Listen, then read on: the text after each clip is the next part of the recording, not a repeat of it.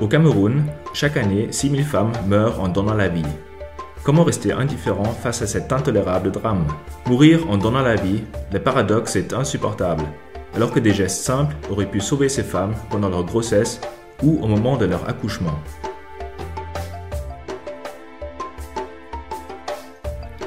Le Cameroun est un pays émergent. Les chiffres économiques sont plutôt prometteurs. Malgré cela, la situation en ce qui concerne les décès maternels est loin de s'améliorer, bien au contraire. Le taux de mortalité maternelle n'a cessé de croître depuis 1998. À ce jour, c'est l'un des taux les plus élevés en Afrique.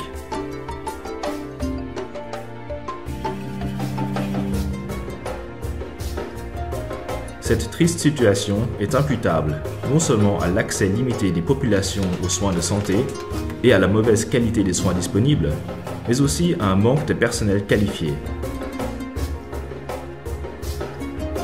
Seulement 2 naissances sur 3 sont accompagnées par un personnel de santé qualifié.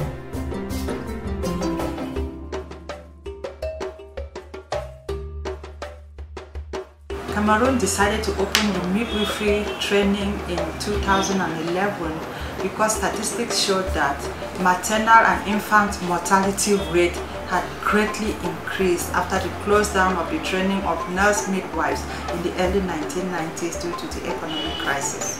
In 2011, 8 midwifery schools were opened and the first batch of students graduated in 2014.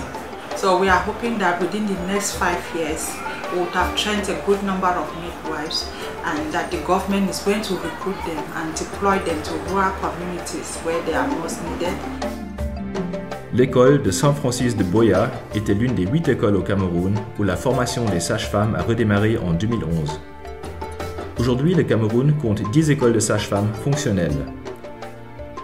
L'un des grands défis était le démarrage d'une formation alors qu'il n'y avait pas de sages-femmes qualifiées sur place pour donner cette formation.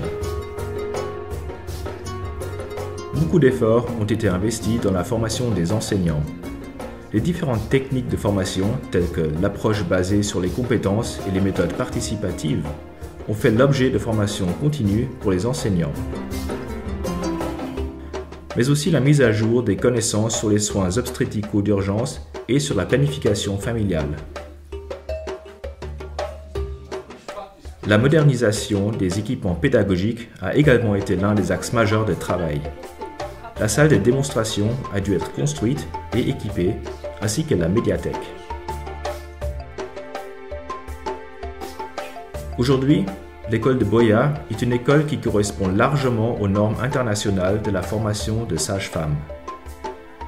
Elle compte une équipe multidisciplinaire qui donne une formation de haute qualité. Cette équipe est appuyée par une assistante technique, Louisa Keifenheim, de la GIZ, elle-même sage-femme de formation.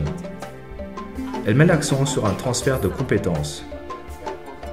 Mais elle communique aussi sa passion pour les métiers de sage-femme aux enseignants et élèves de l'école. La taille des classes est de 25 étudiantes, ce qui permet un suivi rapproché de chaque future sage-femme par les instructeurs. De plus, il existe une salle de démonstration avec des mannequins modernes.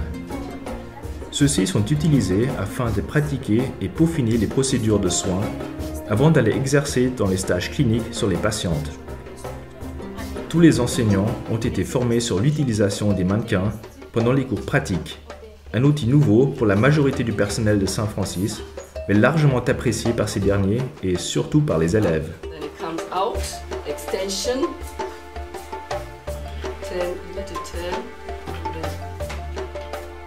Le Cameroun a formulé un besoin de 1100 sages-femmes sur son territoire, ce qui couvre les besoins des hôpitaux régionaux, des hôpitaux des districts et des centres médicalisés d'arrondissement.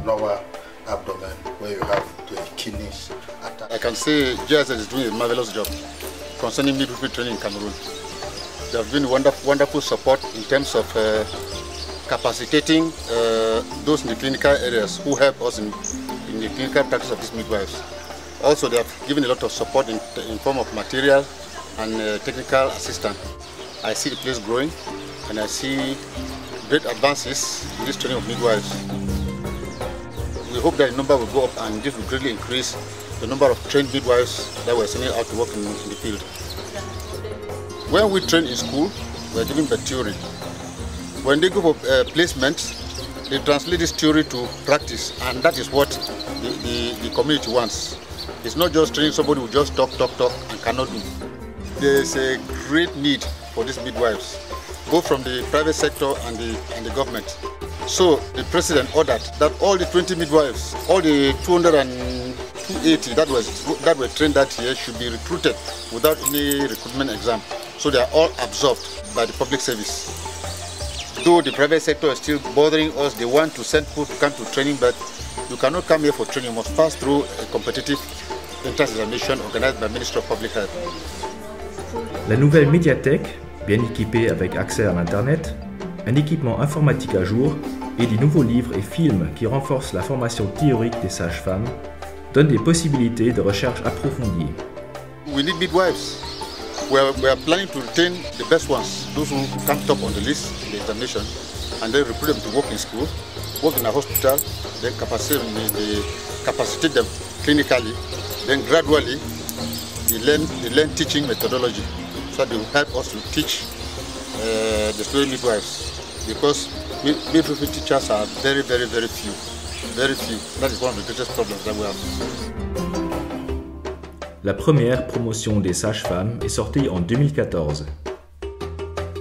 Les diplômés attendent encore leur recrutement direct à la fonction publique qui a été ordonné par le chef d'État pour pallier à la gravité de la situation et pour répondre aux forts besoins exprimés par les formations sanitaires. En attendant le recrutement, certaines sages-femmes travaillent dans les structures privées, comme l'ancienne élève de l'école Saint-Francis de Boya, Linda. Elle accueille tous les mardis et jeudis des femmes et des familles pour des consultations pré- et postnatales et des séances sur la planification familiale.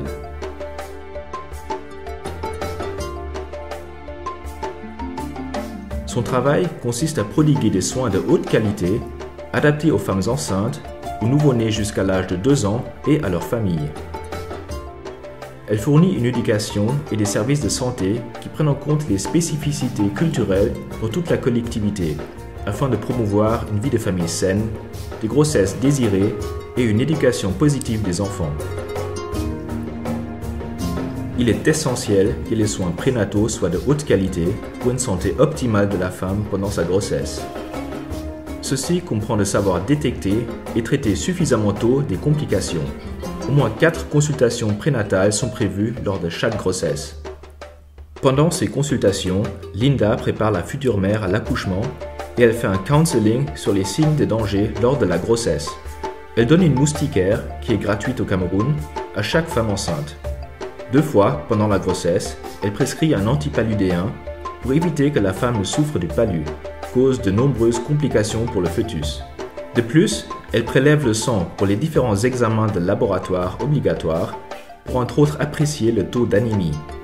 Un taux en fer approprié est important pour le bon développement du fœtus et pour prévenir les complications de saignement lors de l'accouchement, première cause de mortalité maternelle au Cameroun. Lors de l'accouchement, Linda veille à la vitalité fœtale et à l'état de la future mère. Elle accompagne la future mère pendant toutes les différentes étapes de l'accouchement jusqu'à l'expulsion du nouveau-né. Immédiatement après l'accouchement, elle favorise le contact entre la mère et son nouveau-né. Après cela, elle prend soin du bébé et vérifie les fonctions vitales et les réactions. Elle veille à ce que le nouveau-né reste au chaud tout au long des différents soins à administrer, car les nouveau-nés perdent rapidement de la chaleur après la naissance, surtout s'ils sont de petits poids. Tous ces gestes simples aident à prévenir des complications ou d'assurer leur prise en charge. Des gestes très importants si on prend en considération qu'environ 50 000 enfants camerounais ne voient pas leur premier anniversaire. I've always loved to take care of people, pregnant women and children. So it was so natural when the company was launched for me to go and register for it. First of all, I want to thank GIZ for the support that they provide to St. Francis School during our training, for the documentation, the material, and then for us assisting to seminars. I think it's a privilege for all of us. being part of this first batch. The objective is to meet the reduction of neonatal maternal mortality and morbidity in Cameroon. We give more attention to the woman and the child, taking care of the women and the children in general.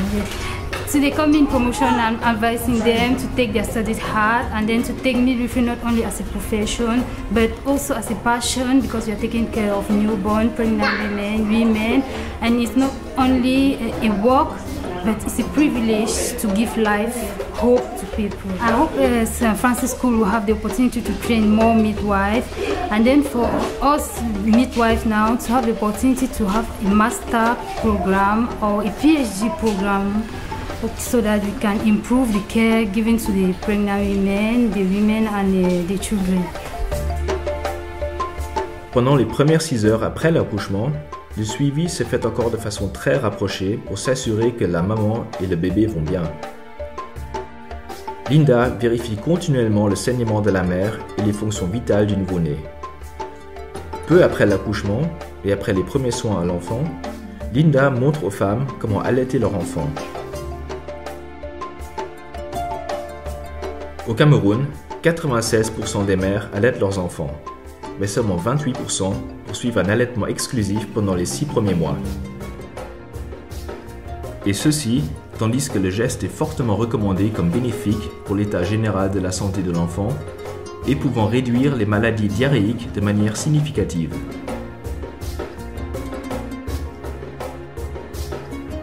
Six semaines après l'accouchement, les femmes se rendent encore une fois au centre de santé où un suivi des enfants et de la mère a lieu. Ceci permet de détecter de possibles problèmes à la croissance des bébés. Lors de ce suivi, le sujet de la contraception sera discuté avec la jeune maman. Mais c'est aussi le moment de poser toutes questions autour de la nouvelle vie avec les bébés pour discuter des éventuels problèmes d'allaitement et de la nécessité des vaccins. Malgré les acquis pour la formation des sages-femmes, de nombreux défis restent à relever. Par exemple, le déploiement du personnel dans les régions reculées ou l'intégration des sages-femmes dans les formations sanitaires. Souvent, l'atout d'une sage-femme n'est pas encore reconnu par l'ensemble du personnel. C'est l'association des sages-femmes et assimilées au Cameroun, ASFAC, qui travaille sur la reconnaissance de ce métier. Un sujet qui est à la une pour ASFAC est la création d'un corps de sages-femmes. Puisque la formation des sages-femmes est nouvelle, elles n'ont pas encore obtenu leur propre corps.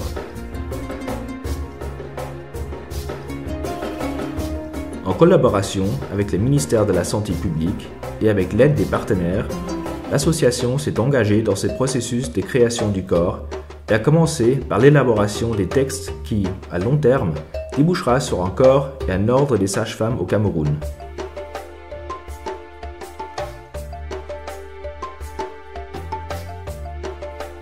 Ceci permettra un meilleur ancrage des sages-femmes dans le système de santé et, en conséquence, que les sages-femmes puissent pleinement jouer leur rôle dans la réduction de la mortalité maternelle et infantile. Pour que plus aucune femme ne meure en donnant la vie,